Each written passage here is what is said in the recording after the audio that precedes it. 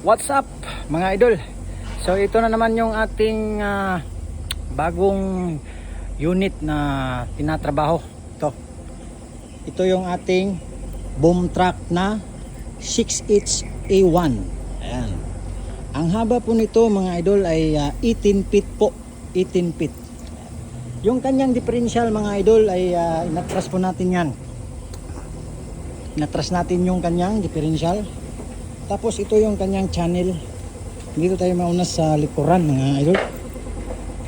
Ang channel na gamit natin dito ay number 4. At ang kanyang secondary mga idol, ito, number 8 po yan.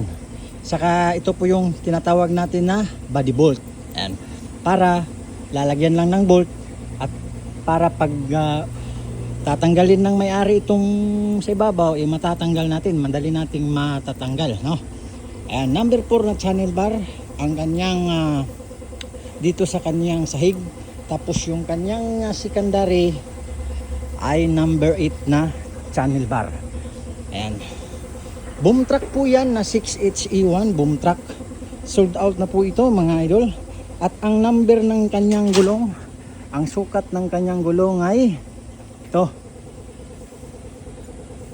825 by 16, 825 by 16 ang number ng kanyang gulong. Ayan, ito yung ating boom.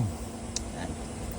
Tingnan nyo kung ilan ang ilang ano yan ang tawag dyan. So ayan, tingnan natin yung chassis nya mga idol. Napakaganda pa ng chassis nya. Ayan,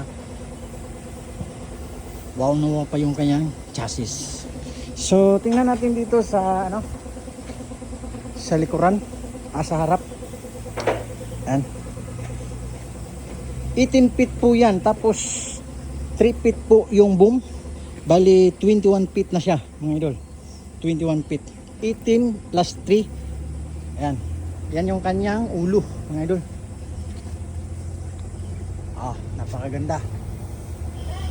Ayan mga idol, yung kanyang ulo ng ating 6HA1. Tingnan natin yung kanyang tilting mga idol. Ayan, tapos yung kanyang parang na-transfer na pala yung kanyang manubila mga idol. Ayan yung kanyang ayan. Tapos yung sukat ng gulong dito sa may harap ay ganun din, 825 by 16, 6 holes mga idol. So ayan, itong ating 6HE1. Ayan, okay.